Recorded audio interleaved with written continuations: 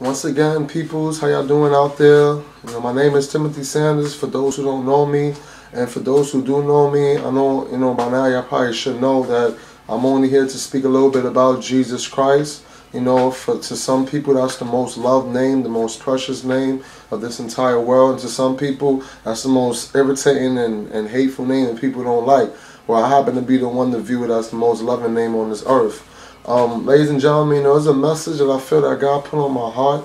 I also typed this a while ago, and I would like to share it to the people out there, so they can get spiritually fed from the Word of God. If anyone would like to stick around for a little bit to listen to this message, by all means, you are more than welcome. I hope you will be encouraged by this word, and I hope those that don't know Jesus will probably learn a little bit about him and, and just hopefully open your eyes some more from it. With that being said, let me start. I want to start from 2 Timothy chapter 3, verses 12 to 13.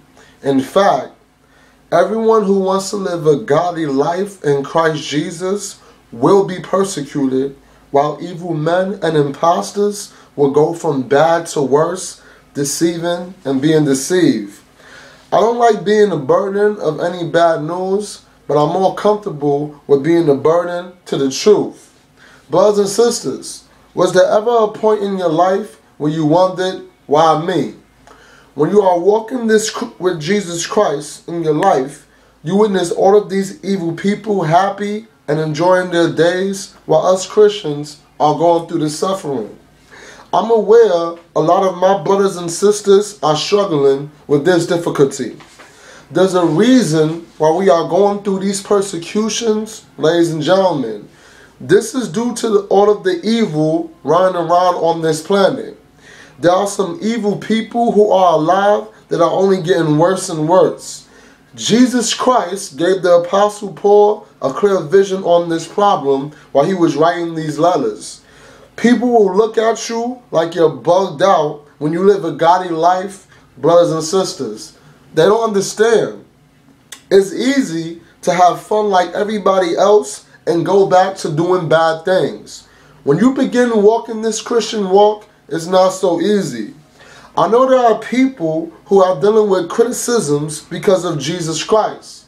Some of y'all have jobs where your manager or your boss don't want to hear anything about Jesus Christ coming from out of your mouths.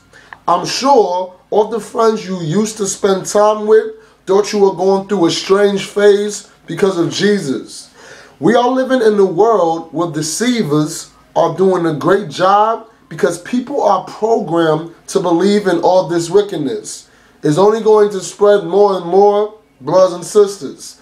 This also is the reason why Jesus Christ is coming back very soon. I've been seeing things through videos, movies, TVs, and the music that's out of the ordinary. Y'all understand what I'm talking about here? I'm done with the newest rappers and singers unless they are promoting something that's concerning with Christ, because the song these days are getting more and more people deceived.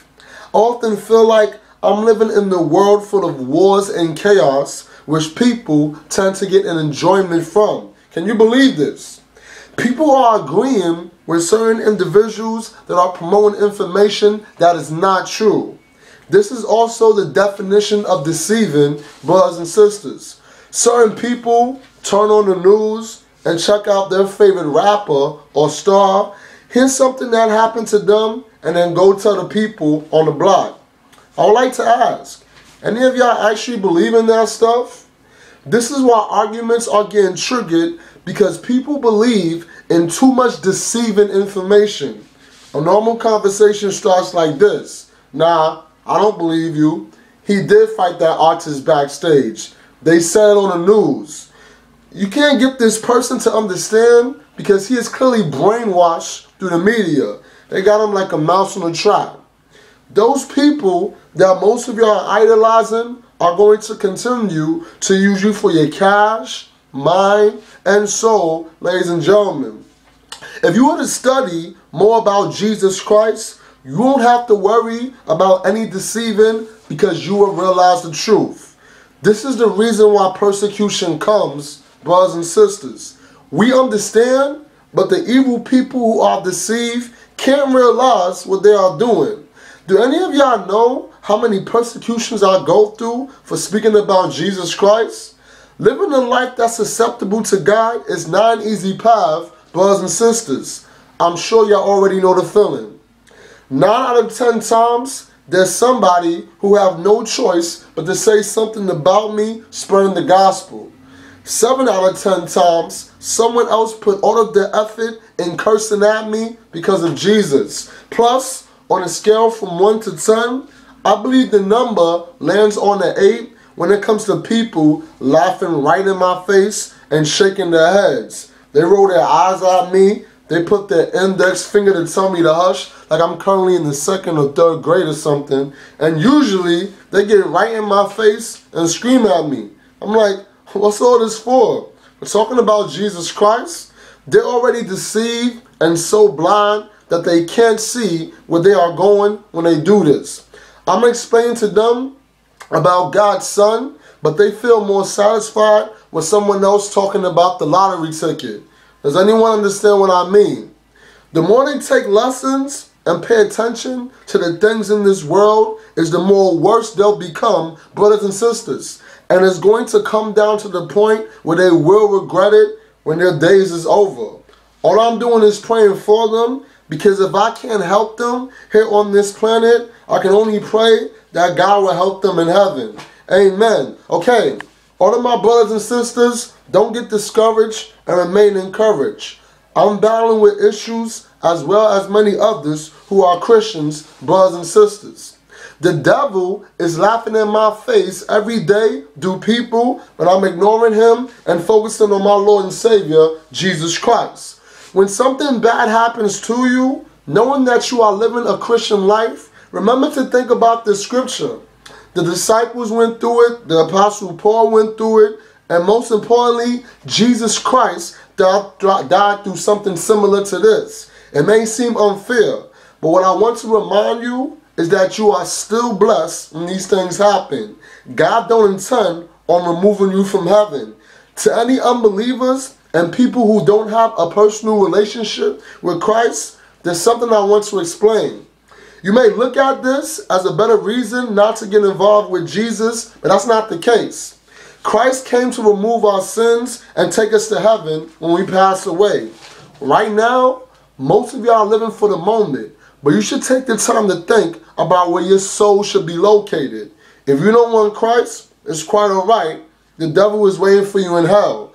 But if you accept Jesus Christ and learn from him with all of your heart, God won't hesitate to receive you in heaven. He loves you, but the devil hates you. He doesn't care about you.